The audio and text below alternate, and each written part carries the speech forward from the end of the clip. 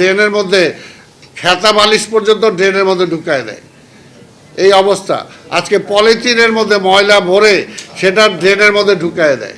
এইরকম অবস্থা হলে তাহলে ড্রেন তো উচ্চায় পড়বেই, তাহলে তো ময়লা দুর্গন্ধ হবেই। যেটা আপনারা বলছেন যে খাল, অনেক খাল দখল হয়ে গেছে, তারপর যে খালগুলো আছে সেই দখলমুক্ত করার জন্য আমরা চেষ্টা করছি। ঢাকা শহরে আমরা খাল খননের কর্মসূচি নিচ্ছি, মাননীয় প্রধানমন্ত্রী সেটাকে উদ্বোধন করবেন। আমরা চেষ্টা করছি যে কয়টা খাল এখনও বেঁচে আছে সেগুলোকে ঠিকমতো রাখার জন্য, সেগুলো পার বেঁধে যদি আমরা দিতে পারি, সেখান দিয়ে পার দিয়ে যাতে মানুষ হেঁটে যেতে পারে সেই ব্যবস্থা যাতে আমরা করতে পারি, সেগুলোকে সুন্দরভাবে খালগুলোকে রক্ষণাবেক্ষণ করার জন্য আমরা চেষ্টা করছি। সেটার জন্য তো সময় লাগবে, সেটার জন্য 2-3 মাসের মধ্যে আপনি রেজাল্ট চাইলে তো হবে না।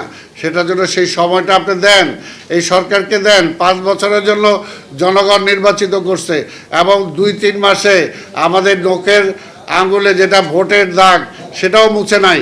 তার মধ্যে দিয়ে তারেক রহমান সাহেব অনেক কাজ করে ফেলছেন। একটু সময় দেন, সময় দিলে দেখবেন অনেক কিছুই হয়তো আমাদের অনেক সমস্যার আমরা সমাধান করতে পারবো। কাজে আজকে ঢাকা শহরের যে বর্জ্য ব্যবস্থাপনার কথা বলছেন সেটাকে আমরা আধুনিক করার চেষ্টা করছি। সেটাকে আমরা এই ভবিষ্যতে কি বুঝলেন ভাই, অনলি যেটাই চাই। আরও কিছুদিন সময় পেলে বিদেশে যেরকম এটাকে রিসাইক্লিং করা যায় আর যেটা পচনশীল আলাদা করে নেয় আগেই বাড়ি থেকে, আমরাও চেষ্টা করছি যে আগামী বছর খানেকের মধ্যে আমরা সেই ব্যবস্থাটা অ্যাডপ্ট করতে পারি কি না। বাড়ি থেকেই সংগ্রহজন হবে, তখনই আলাদা হয়ে যাবে, তাহলে দেখা যাবে যে অনেক সমস্যার সমাধান হয়ে যাবে। প্লাস আমরা যে বর্জ্যটাকে যে কাজে লাগানোর চেষ্টা করছি, যদি আমরা সেটাও করতে পারি তাহলেও 1 বছর পরে দেখবেন অনেক, আজকে যেটা বলছেন যে সিটি দুর্গন্ধময় হয়ে যাচ্ছে, বায়ুতে বা দুর্গন্ধ হচ্ছে, সেই ব্যবস্থাটা আমরা কাটায় আনতে পারবো।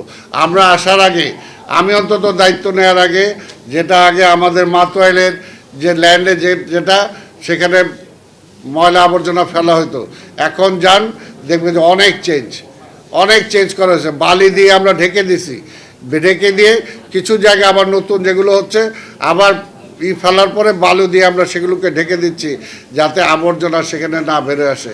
সেখানে মিথাইল গ্যাস আপনারা বলেছেন, মিথাইল গ্যাস সেখানে অটোমেটিক্যালি জন্ম হয়। সেই মিথাইল গ্যাস দিয়ে আগুন লেগে যায়, এমনি আগুন লেগে যায়, আগুন লাগাইতে হয় না।